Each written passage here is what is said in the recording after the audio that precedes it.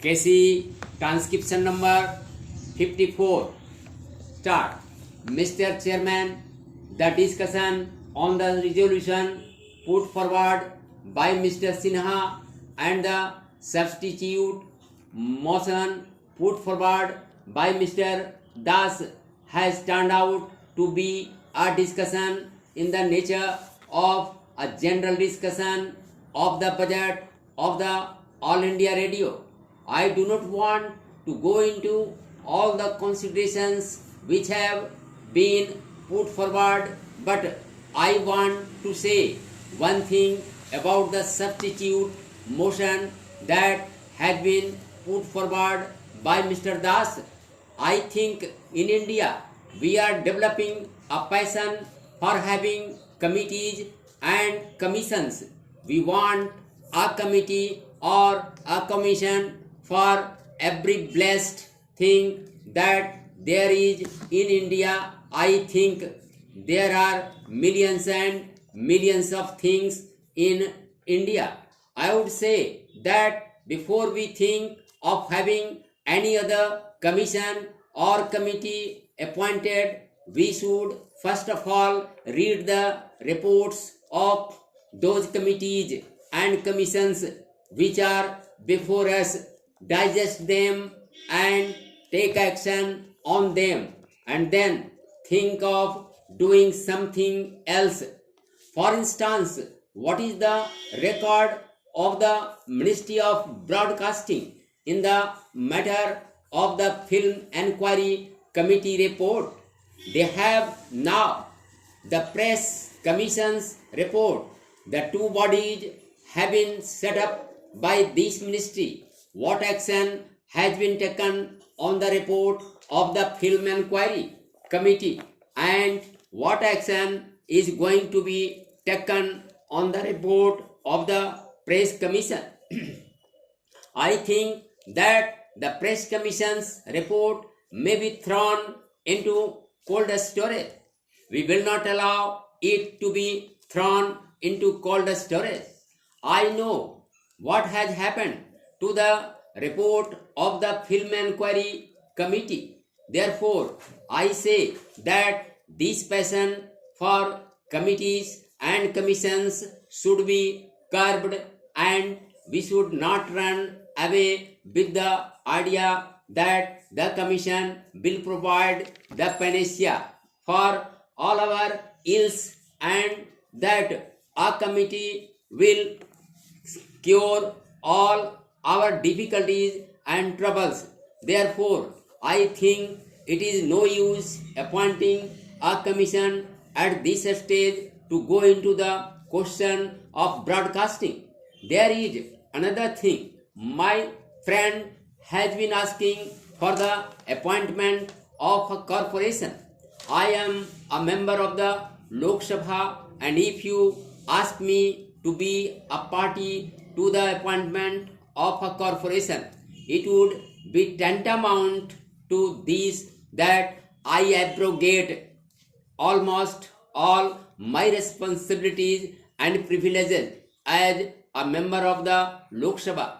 I was saying that the need is for direct control, but the control should not be slackened for a minute. Unless it is done, I am sure the lines on which these persons want the radio to develop will not be possible. Why I say that there should be perpetual vigilance on the part of Parliament is for this reason. If there is corporation, my honorable friend, the Minister of Information and Broadcasting, will be the most happy person. He will have all the privileges which he is having now, and he will not have the necessity of coming before us to give answers to our questions and to submit to us reports. He will have all the privileges and very little responsibility. For that, I say that the control which the Parliament exercises over the All India Radio at the time of the budget is sufficient to make these people wake up. It is sufficient to make these people active who are slack.